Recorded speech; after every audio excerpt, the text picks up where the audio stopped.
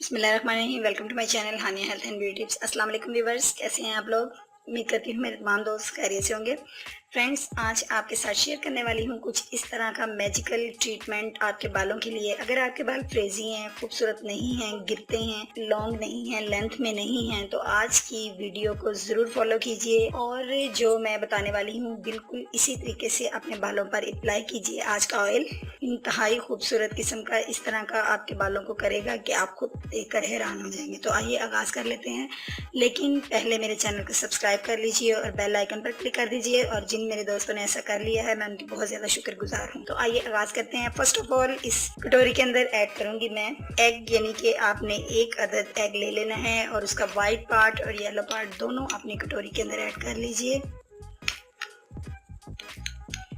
Friends, इसके अंदर आपने अगली चीज़ डालनी है लेमन जूस, जो कि मैंने पहले से ही रेडी करके रखा हुआ है। ये तकरीबन आपके पास 2 टेबल स्पून होने चाहिए। इसके बाद आपने नेक्स्ट चीज़ इसके अंदर ऐड करनी है फ्रेंड्स, वो है मस्टर्ड ऑयल।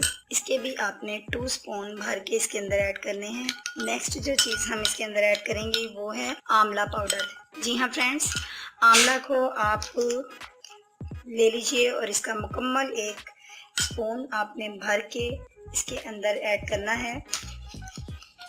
आंवला पाउडर आपके लिए बहुत ज़्यादा ज़बरदस्त साबित होता है आपके बालों की ग्रोथ के लिए। आंवला को आप कुछ इस तरह भी यूज़ कर सकते हैं कि आप नाइट में उसको भिगो कर रख दें, सुबह उसका अच्छे से जो उसका पानी है उसके साथ आप अपने बालों को वॉश करें, वो भी आपके बालों के लिए बहुत अच्छे साबित होता है। मैंने जो यूज़ किया है वो आंवला का पाउडर है। फ्रेंड्स, अब आप इसको अच्छे से मिक्स करते जाइए ताकि इसके अंदर किसी किस्म का कोई लम्स नहीं रह जाए। अब आपने इसको अपने बालों के ऊपर अप्लाई कर लेना है और रूट्स के अंदर अच्छे तरीके से अपने स्कैल्प में लगाइए।